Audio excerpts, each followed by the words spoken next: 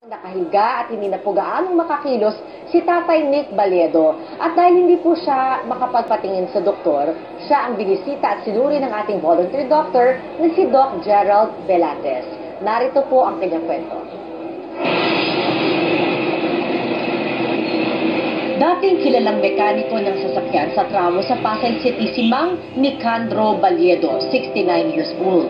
Noong kalakasan niya ay dinadayo pa siya ng mga suking nagpapagawa ng kanilang kotse. Pero ngayon ay madalas na siyang nakitang nakahiga na lamang sa isang upuan. May mga sugat si Tatay Nick sa kanyang mga paa na hindi gumagaling. Hindi siya gaanong nakakikilos at 2 taon na rin siyang nag-uulyanin. Inilapit siya sa ating programa ng isang taga-tramo na madalas makakita kay Tatay Nick. Siya ang pakay ngayon ni Dr. Gerald Velates. Ako si Doc Gerald, ha? Kaya mo ba po? Ha? Ano ba nararamdaman mo?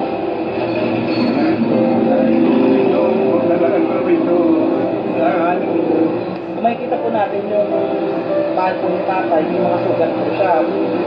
Nilalangaw na nga po siya eh. Yung iba, fresh pa, tapos yung iba, tumutubo pa yung mga sugat-sugat.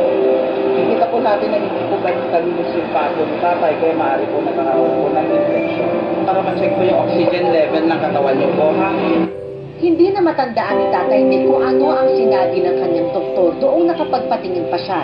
Sabi ng isa niyang anak, ang pinaka naging sakit noon ni Tatay Nick ay ulcer. Madalas siyang malipasan ng gutom dahil sa kanyang pagmemekaniko. Pero matagal na siyang hindi nakapagpapacheck up dahil wala na siyang trabaho. Hiwalay siya sa asawa at may kanya-kanya na ring buhay ang kanyang mga anak.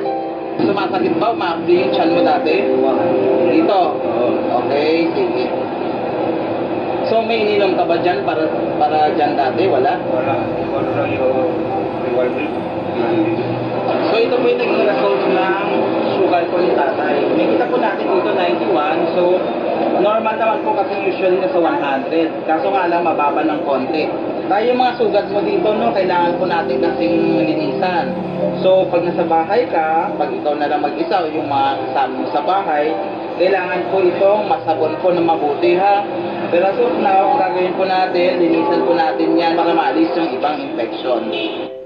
2 beses na sinuri ni Doc Gerald ang blood pressure ni Tatay Nick. Ay, ang BP mo mataas, no? Kung titignan po natin kasi, nag-180 over 90 ka kanina. So, most probably, yung kay Tatay Nick, no, hindi po siya masyado nakakatayo kasi maaaring may arthritis na din po siya at maaaring po kasi doon sa age-related na po siya. Bukod sa kanyang kondisyon ngayon, ay matigas na rin ang kanyang ulo. Ipinagbili na lamang ni Doc Gerald sa anak ni Tatay Nick ang mga gamot na dapat inumin. May kita po natin yung kanyang sugat, so bibigyan po tayo ng antibiotic para at least naman mawala po yung kanyang sugat at gumaling na po siya ng tuluyan. Ito po, no, 3 beses isang araw. So ito naman po yung para sa kati niya, ini-history po siya ng ulcer. So kailangan nyo pong inumin to 1 beses bago kumain. Siyempre kailangan lang po tayong gumalaw-galaw kasi siyempre mahina kasi ang tuhod mo eh. Kung hindi mo kayang tumayo, magpatulong ka sa mag-anak mo o kaya sino kasama mo sa bahay para ma-exercise po yung tuhod mo para lumakas-lakas, ha. Regalo po kami sa inyo, galing po sa Salamat Doc. Ito po yung isang sakong bigas. Sige po, maraming salamat po. Sige. Nakapwesto ang upuan ni Tatay Nick sa daanan ng mga tao. Ito ang naging daan para mapansin siya ng mga gustong tumulong. Ang upuan din ang nagsilbing daan sa pagkikita ni Doc Gerald at Tatay Nick. Marami pang pagkakataon na may mga instrumentong gagamitin para madalaw ng eksperto when the doctor is out. Maraming salamat po kay Doc Gerald at kay Tatay Nick. Siyempre dapat huwag matagal Ayan ng si Doc, ulo. oh. Sundin ko ang payo ni Doc.